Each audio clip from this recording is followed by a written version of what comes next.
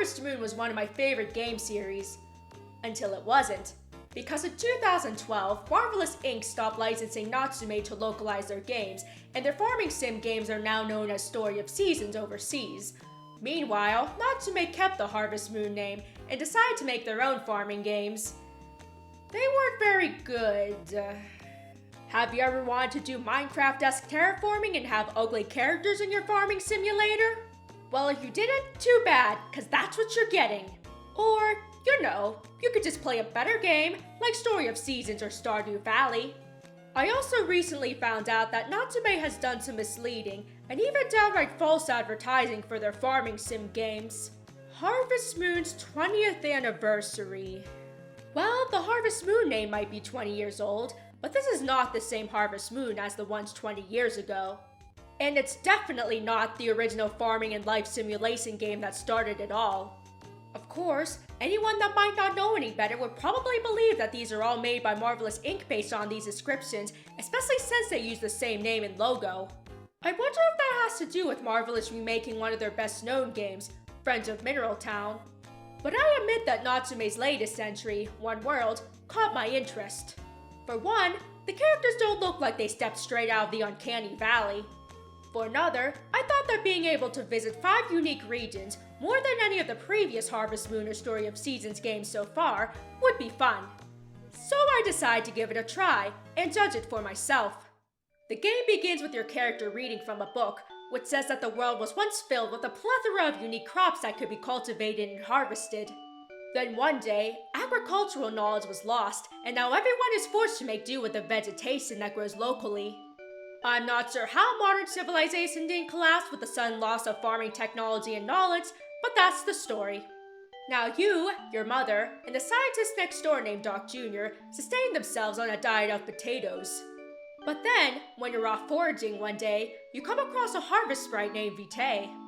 She then tells you that in order to restore the world back to how it was in the book, you'll have to rescue the other harvest sprites and the harvest goddess. For a literal goddess, she sure needs help from mortals a lot. I mean, this is how many games now where she needs to be rescued by the player character? Makes you wonder just how cut out for the job she is. Anyways, in order to save the goddess and the harvest sprites, you need to collect 6 medallions, one found in each of the regions in the world. Each region has different appearances and climates, and their own problems that need to be solved in order to receive their respective medallion. Unlike other farming games, you don't buy your seeds. Instead, you collect seeds from the various harvest wisps located throughout the world that only you can see. Each location will give you different seeds, and at different times during the day. Different crops also have their own favorite climates and seasons, and sometimes you'll even get some interesting mutations. However, whether or not the climate and season is ideal for certain crops only increases the chance for them to mutate. Otherwise, you're free to plant whatever crops you wish in any climate, and in any season.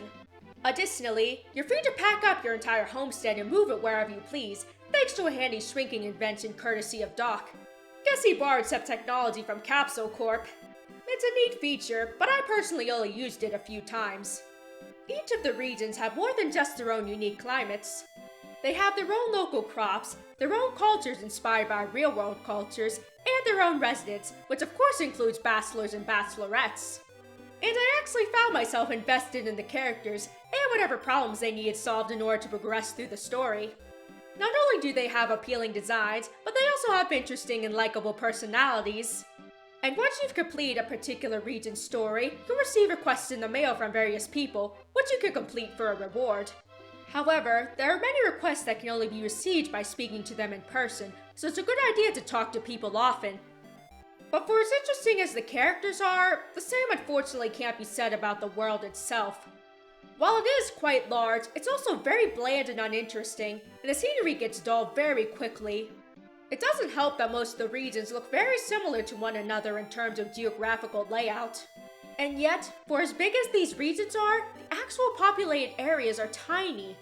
They seem less like towns and more like small settlements, especially when surrounded by so much empty space. I would much rather have smaller regions, but with towns that actually look and feel like towns.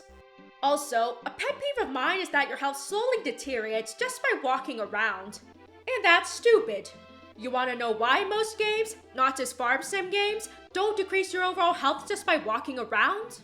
Because it's just stupid to do so. And it especially feels like a bad idea when this game has such a big map.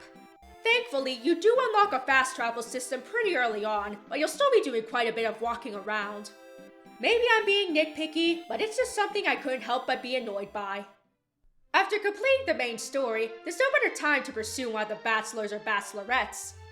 There are even festivals you can unlock, where you can have a little date with your chosen partner. But what's really weird is the gift-giving system. Each person has a thing that they love, a thing that they hate, and everything else they like. Which means you can gift your wannabe sweetheart compost, aka literal animal shit, and they'll happily accept it, raising their affection towards you. Could you imagine giving someone a gift of manure as a sincere token of gratitude? Oh! Thanks. People's hearts levels also rise pretty quickly just by giving them gifts and completing their requests. I was able to raise his heart level to maximum in just about a season, whereas other games would take at least a year. And that's assuming I'm able to gift them their favorite gifts every day. And as far as I'm aware, their heart levels also never decrease, even if you gift them their hated item. So it almost seems pointless for the characters to have something they hate at all. Nonetheless, when you have all the requirements, the Harvest Goddess will encourage you to propose to your chosen partner. And once you do, you'll be married on the very same day. I don't know how everything and everyone for the wedding would be organized so quickly, but I suppose that's just another questionable thing you're not supposed to think about.